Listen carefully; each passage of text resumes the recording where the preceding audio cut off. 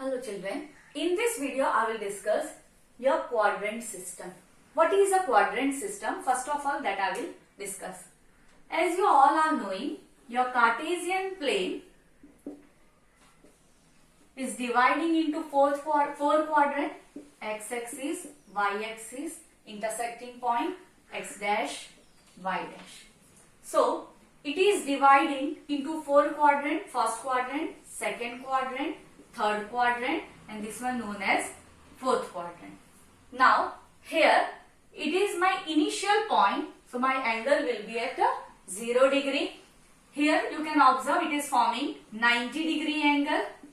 This one again a 90, so 90 plus 90 here it will be 180. Again 90 will be 270 degree. Again 90, here one circle will be completed, that is of 360 degree.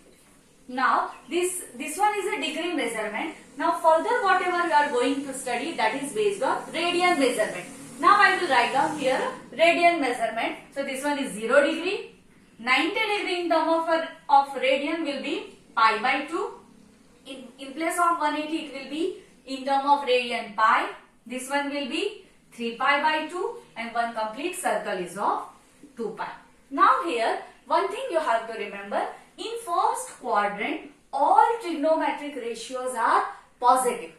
In a second quadrant sine and its reciprocal, that is cosec, will be positive.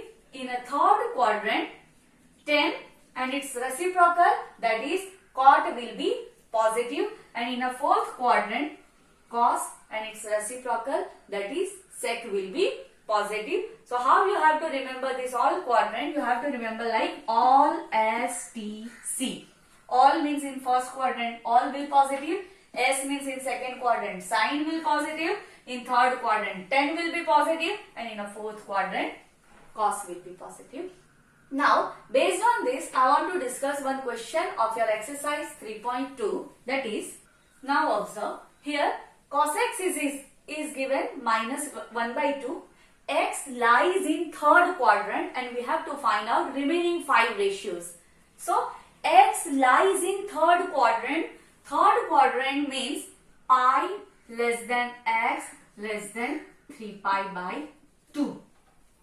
Now just be careful, all S, T, C. In third quadrant only tan and cot will be positive.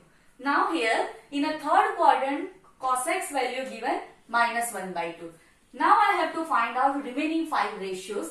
In 10th standard you have studied one identity, sine square x plus cos square x, which is equals to 1. I want to get value of sine, so here I will write sine square x is equals to 1 minus cos square x. So it will be 1 minus cos x value given minus 1 by 2 whole square. So 1 minus 1 by 4, when you will simplify it you will get 3 by 4. So this one is sine square x. I want sine x, so here I can write plus or minus root 3 by 2. But here your x is in a third quadrant. In a third quadrant only 10 is positive. So in place of this it will take which value? Therefore, but here you can write but pi less than x less than 3 pi by 2. Therefore, sine x, which is equals to, it will be minus root 3 by 2. So one value determined. Now tan ratio also you can find. Tan x is equals to, we all are knowing, sin x upon cos x. Sin x value, sin x upon cos x. Sin x value given minus root 3 by 2. Cos x value given minus 1 by 2. Minus minus will be cancelled out. 1 by 2 will be cut. Answer is root 3. Now cot x, that is a reciprocal of tan, will be 1 upon root 3. Then cosec x. Cosec x is a reciprocal of sine, that is reciprocal of sine will be minus 2 upon root 3. And the last one is left, that is sec x. Sec x is a reciprocal of cos, 1 upon cos x. So that is minus 2. 1, 2, 3, 4, 5 and 6.